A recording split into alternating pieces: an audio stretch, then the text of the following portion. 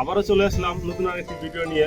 আমার পাশে যে আনার গাছটি দেখতে পাচ্ছেন, ডালিম গাছ, আমার হাইটের সমান গাছটিতে কি পরিমাণ ফলন আসছে আপনারা দেখতেই পাচ্ছেন।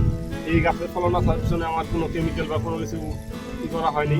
এটা সম্পূর্ণ অর্গানিক ওয়েতে পরিচর্যা করে আমি এই ফলনগুলা ঠিকভাবে অর্গানিক ওয়েতে ডালিম চাষ করে ভালো ফলন নিয়ে আসবেন, এই বিষয়ে থাকবে পুরো ভিডিওতে। তাই ভিডিওটি স্কিপ না করে সম্পূর্ণ ভিডিওটি দেখবেন।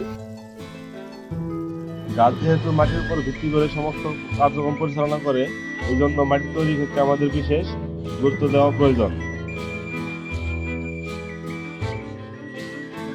এখানে আমি মাটি তৈরি করার জন্য 3/1 ভাগ মাটি এবং 1 ভাগ গোবর ও 1 ভাগ কোকোপিট দিয়েছি।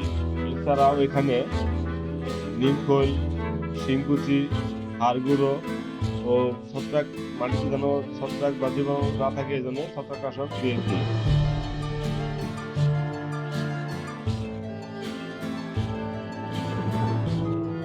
দেওয়ার পর মাটিটা ভালোভাবে মিশিয়ে তৈরি করে নিয়েছি।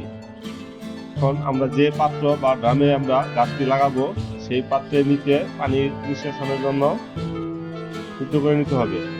সিদ্ধ করার পর এর সাথে এই ইটের ভাঙা টুকরো দিয়ে সিদ্ধগুলো উপরে দিতে হবে, যেন পানিগুলো খুব সহজেই বেরিয়ে যেতে পারে। অতিরিক্ত পানি গাছের জন্য ভালো না।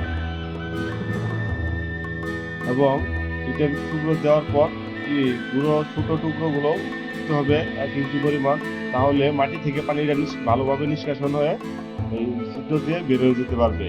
কারণ অতিরিক্ত পানি গাছের জন্য খুবই ক্ষতিকর, তাই আমাদের এই বিষয়গুলো খেয়াল রাখতে হবে।